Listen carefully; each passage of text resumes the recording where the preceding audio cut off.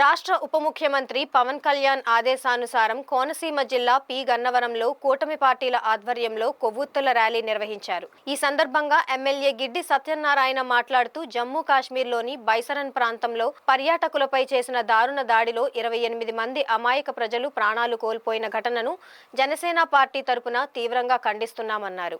ఉగ్రవాదాన్ని ప్రోత్సహించే దేశాలపై ప్రపంచవ్యాప్తంగా కఠినమైన ఆంక్షలు విధించాలన్నారు. ఉగ్రదాడిలో అసువులు బాసిన వారికి కన్నీటితో నివాళి అర్పిస్తున్నామన్నారు.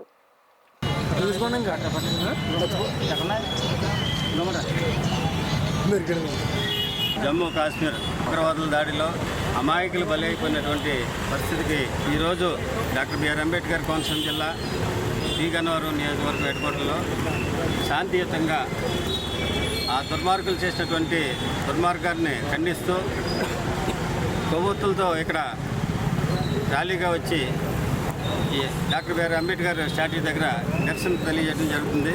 దేశ సంరక్షణే కాదు, రాష్ట్ర సంరక్షణ మా ఎన్డీఏ పార్టీ యొక్క జయమని ఈ సందర్భంగా తెలియజేస్తూ మా పార్టీ అధినాయకులైనటువంటి పవన్ కళ్యాణ్ గారు ఇచ్చినటువంటి ఆదేశానుసారం ప్రతి మండల హెడ్క్వార్టర్లను నియోజకవర్గ హెడ్క్వార్టర్లను కూడా ఈ శాంతియుతంగా ర్యాలీ నిర్వహించాలని తెలియజేశారు. దానికి అనుగుణంగా ఈరోజు ఈ కార్యక్రమాన్ని చేపట్టడం జరిగింది.